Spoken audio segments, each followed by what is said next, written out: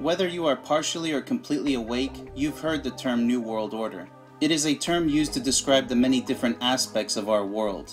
But what is the world order? What does this term really represent? If you believe governments represent the world order, you are mistaken.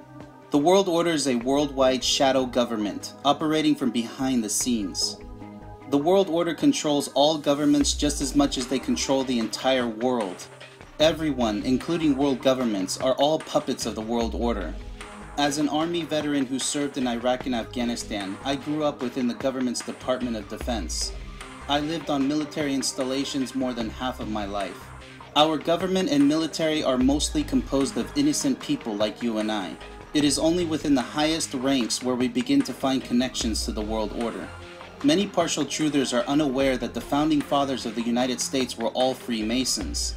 The founders, however, knew that with future generations they would not have to show their faces. It is much easier to puppeteer governments from behind the scenes, tempting and manipulating politicians and government officials with monetary rewards. Those who rebel or show signs of early rebellion will simply be threatened with death or severe harm to their families. The majority of truthers never ask themselves what a natural human is capable of. Often we see humans depicted as evil, betraying animals within the media as well as within history. This is simply not true, as we were never meant to be this way. Humans were meant to live a life that is peaceful, compassionate, and free. Not a single human would enjoy maintaining a corrupt system of mass enslavement. Not a single human would work for a world order capable of destroying humanity. Those who are completely awake are completely free from the mental control of the world order. Those who are partially awake are still mentally enslaved by the world order's indoctrination. I have always seen partial truthers who call themselves preppers, prepping for a war against governments across the world. They are anxiously awaiting to battle with what they think is our enemy. The truth is, governments are not our enemy. Weapons are not the solution. Violence is not the solution. War only causes death and destruction. It does nothing in restoring humanity's freedom once more. Who then is humanity's real enemy? The real enemy can easily be found deep within the minds of partially awake truthers.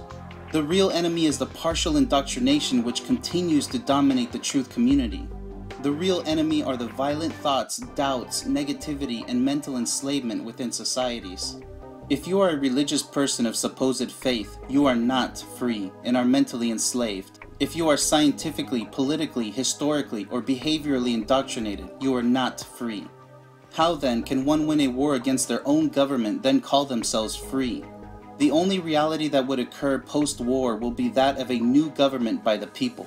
Although this sounds great in theory, think about the chaos that would happen right after the fall of your government. People will still be mentally and spiritually enslaved by indoctrination. Indoctrination is the plague which prevents real freedom from ever being discovered again.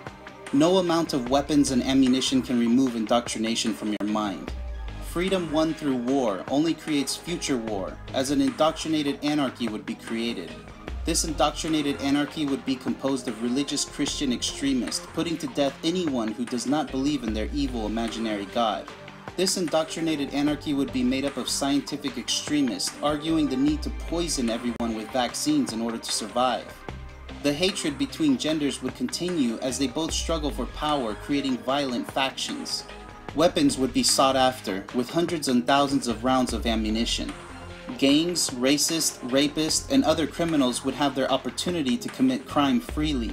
Scholars would argue they need to maintain schools, indoctrinating future generations with supposed history. The same history that brainwashed this indoctrinated anarchy to what they are now. Anarchy is the ultimate solution to save humanity. However, not a state of anarchy where everyone is still mentally and spiritually enslaved by the mass brainwashing produced by the world order. A perfect anarchy is only possible by first completely awakening yourself. Once you are fully awakened and not a partial truther like the majority, you are then able to wake others up from their false reality. Until people realize that our government is not the enemy, we will continue to have more of the same world we have today. A world of ignorance, a world of blindness, a world of ego without intuition. You can buy the most expensive firearms and weaponry along with heavy amounts of ammunition. However, how does one win a war when they know not who the real enemy is? The world order enjoys watching truthers embrace their own partial awakening. The world order has always been amused at the lack of real intelligence from partial truthers. They know that truthers will quickly go back to their televisions, games, sports, and entertainment. They know truthers will never be free due to the powerful infectious spells of indoctrination. The real enemy of humanity are the many forms of brainwashing controlling the majority of humans today. The only weapon needed to fight indoctrination is the unlimited power of intuition.